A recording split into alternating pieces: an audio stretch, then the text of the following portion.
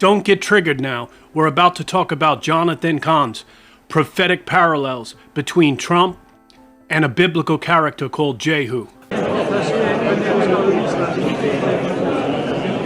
Donald Trump to America in this is that there's a template of a man called Jehu.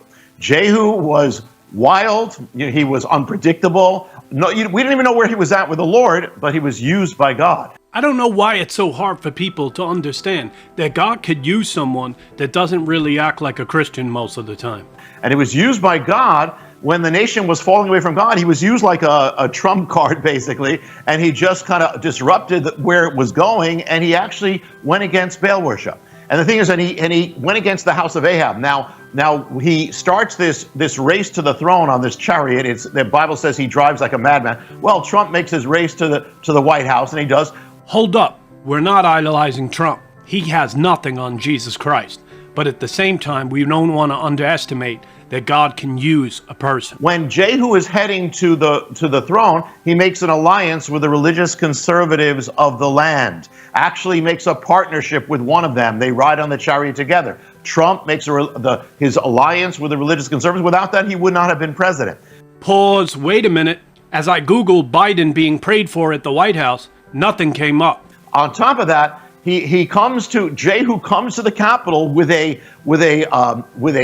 agenda, which is to drain the swamp. Well, so did Trump. Now, when Jehu comes to the final moment of taking power, he comes face to face with the nation's former first lady, and so whose name is Jezebel. Trump comes face to face with a former first lady whose name is Hillary. Trump's presidency was rocky, but have you ever stopped to think about what would have happened if Jezebel got in the White House? Now, interesting, because Jezebel was for Baal worship, which meant she was for the offering up of children. Yeah. So Hillary Clinton was the number one champion of abortion. And even though everybody was saying, it was saying in the polls, Hillary Clinton Trump was going to beat him, the paradigm said that the modern day Jehu was going to win. I'll throw this in. Hillary Clinton was on the national stage with her husband for 22 years when he became governor until the end of his presidency. Then she went in public office for 12 more years, and then 2 more years she was running for president, public life. She was on the stage, so 22 years with her husband, 14 years on her own. Jezebel was on the national stage of Israel for 22 years with her husband, with her on her own 14 years. Same exact thing. Now I'm just throwing that in. Now, the thing is, now Trump wins. Nobody thought that Trump was going to win that election. No one. Okay, and one of the things is that when Jehu becomes the one who pulls down the house of Baal, or the temple of Baal, where they're killing babies. Interesting thing, Eric, when Trump announced his candidacy, when he began his rise, when Jehu rises, the temple of Baal actually falls. He actually destroyed it. Well, Trump rises in the summer of 2015. That same summer, it turns out there was an ancient temple of Baal that existed for almost 2,000 years.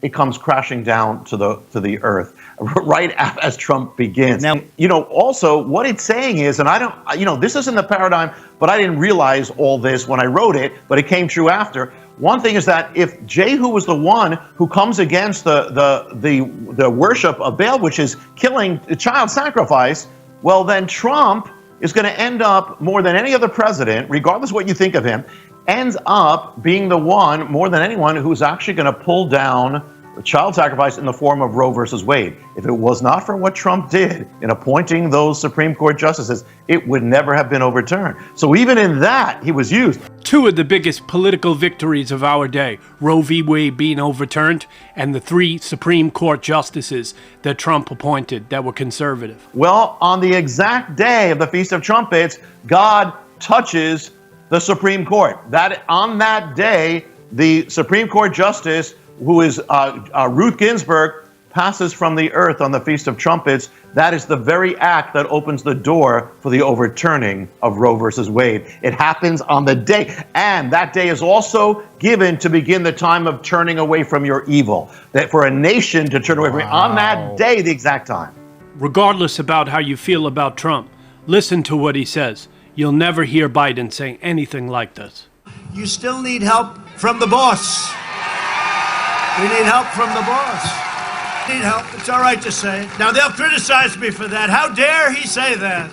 How dare he say that? No, I'll say it. Somebody said to me the other day, you're the most famous person in the world by far. I said, no, I'm not. No, I'm not. They said, yes, you are. I said, no. They said, who's more famous? I said, Jesus Christ.